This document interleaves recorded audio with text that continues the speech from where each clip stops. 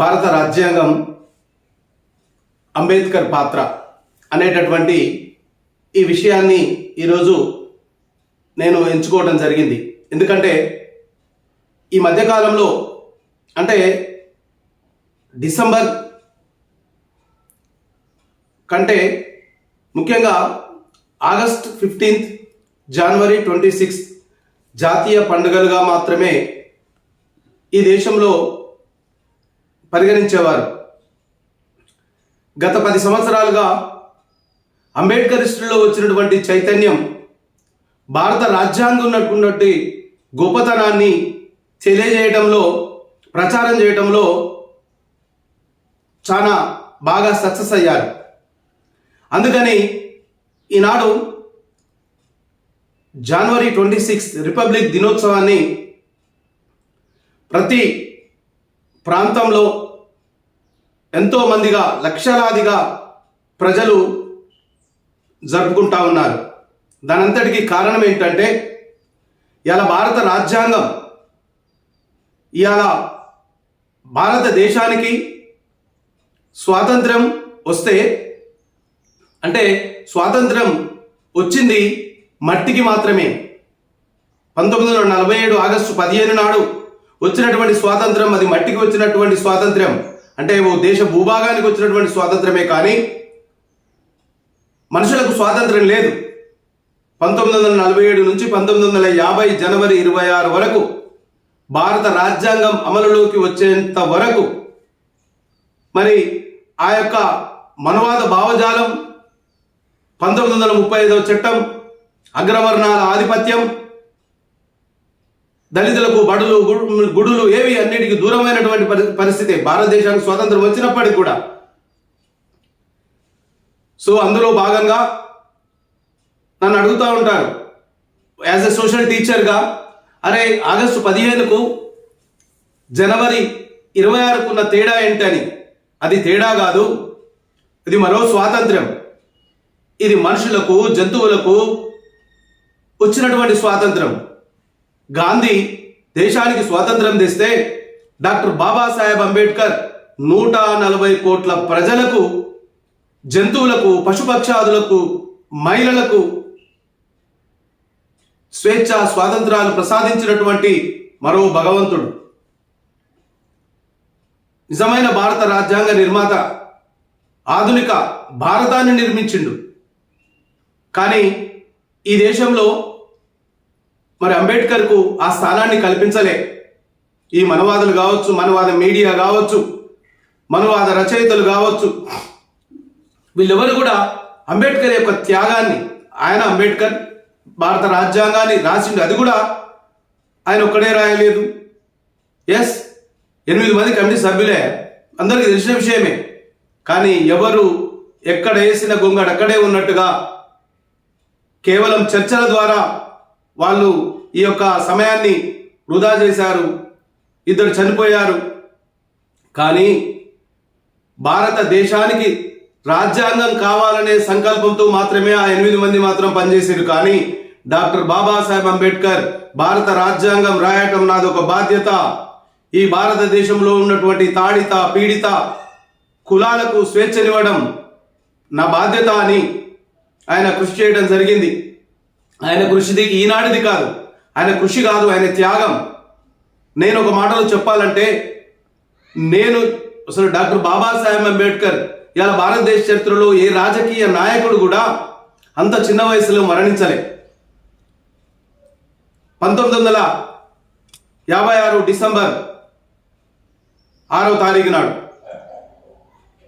అంత తక్కువ సమయంలో మరణించడానికి కారణం ఏంటి అంటే, మీ అందరికీ తెలుసు, ఒక వ్యక్తి సాధారణంగా మినిమం 7 నుంచి 8 గంటలు నిద్రపోవాలి. కానీ డాక్టర్ బాబాసాహెబ్ అంబేద్కర్ తన జీవిత కాలంలో, ముఖ్యంగా భారతదేశానికి స్వాతంత్రం వచ్చిన తర్వాత భారత రాజ్యాంగాన్ని నిర్మించాలనేటటువంటి దృఢ సంకల్పంతో ఆయన రోజుకు 20 గంటలు పనిచేశాడు. కేవలం 4 గంటలు మాత్రమే పడుకున్నాడు. సుమారు 2 సంవత్సరాల 11 నెలల 18 రోజులు నిద్ర లేక, ఆహారం లేక కంటి మీద కునుకు లేకుండా నా దేశ ప్రజలకు స్వేచ్ఛ, సమానత్వంలో కూడా రాజకీయ సమానత్వం, విద్యా సమానత్వం, ఉపాధి సమానత్వం, ఆర్థిక సమానత్వం, రాజకీయ సమానత్వాన్ని కోరుకున్నాడు. దానికి ఎలా చేయాలి, ఎట్లా చేయాలి? అందరూ అంటారు రాజ్యాంగం ఆయన చేసినటువంటి కృషి ఇప్పటిది కాదు. 1919 నుంచి సౌత్ బరో కమిషన్ కానించి, ఓటు హక్కు కానించి, మరి ఎన్నో రకాలైనటువంటి, ముఖ్యంగా జంతువుల కంటే హీనంగా చూసింది ఈ సమాజం మహిళలని సాంఘికంగా దూరం చేసింది. విధవా వివాహాల కానించి మొదలు పెట్టుకుంటే, మహిళలకు చదువుకు దూరంగా చేసినటువంటి సందర్భాన్ని తీసుకుంటే, వీటన్నిటిని కూడా ఎలా సవరించాలి, మహిళలకు ఎలా స్వేచ్ఛ కల్పించాలి, ఇలా ఎన్నో తర్జన భర్జనల మధ్య చివరికి ఇంకొక విషయం మీకు చెప్తాను. ఎందుకంటే మన చరిత్రని మనమే రాసుకోవాలి. ఏ అగ్రవర్ణాల వాళ్ళు వచ్చి అంబేద్కర్ గొప్ప అని పొగిడే సందర్భాలు ఉండవు. ఎందుకంటే మనవాడిని, మన పక్కింటి వాడిని మన అన్న కొడుకునో తమ్ముని కొడుకునో మనం ప్రేస్ చేయలేం. కనీసం పొగడడానికి కూడా మనకు చేతులు రావు, నోరు రాదు. కానీ ఈ సమాజంలో మరి అంత గొప్ప త్యాగం చేసినటువంటి, చివరికి తన మరణం అంచుల్లోకి వెళ్ళింది కూడా ఈ రాజ్యాంగం సందర్భాన్ని. ఈ రాజ్యాంగ రచననే ఆయన మరి మా ఆత్మార్పణకు, ఆయన యొక్క మరణానికి ఒక కారణం కూడా.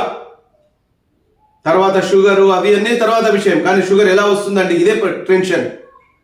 కానీ ఇంతమందికి స్వేచ్ఛా వాయువులు ఇచ్చినటువంటి డాక్టర్ బాబాసాహెబ్ అంబేద్కర్ని ఈ హమారా ప్రసాద్ లాంటి హవారా ప్రసాద్ గారు 100 కుక్కలు కాదు 1000 కుక్కలు ఒరిగినా సింహం భయపడుతుందా? సింహం తోక ముడుస్తుందా? బిఎన్ రావు ఫోటో తీసి అంబేద్కర్ ఫోటో పెట్టాలంట. అది ఎంత సిగ్గుమాలిన చర్య.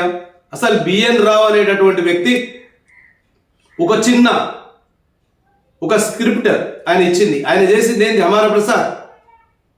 సరే, నీతోటి మళ్ళీ ఇంకొక సందర్భంలో నీ గురించి నేను మాట్లాడతాను. కానీ ముఖ్యంగా ఇవాళ ఏదో సోషల్ మీడియాలో ఫోటో పోజులు పెట్టి నేను అంబేద్కరిస్ట్ని, దండలేసి అంబేద్కరిస్ట్ని, పెదాలతో అంబేద్కర్ని ప్రైజ్ చేయడం కాదు సోదరులారా. ఇవాళ ముఖ్యంగా అంబేద్కర్ని, భారత రాజ్యాంగాన్ని అవమానపరిచే విధంగా ముఖ్యంగా డాక్టర్ బాబాసాహెబ్ అంబేద్కర్ ఒక మాట అంటాడు, నేను రాజ్యాంగం ద్వారా మనుస్మృతిని మరి దగ్ధం చేశాను, కానీ మరి మనుషులలో ఉన్నటువంటి మనవాద ఆలోచనలని నేను తీసేయలేకపోయాను అని ఆయన నిర్ఘాంతపోతాడు.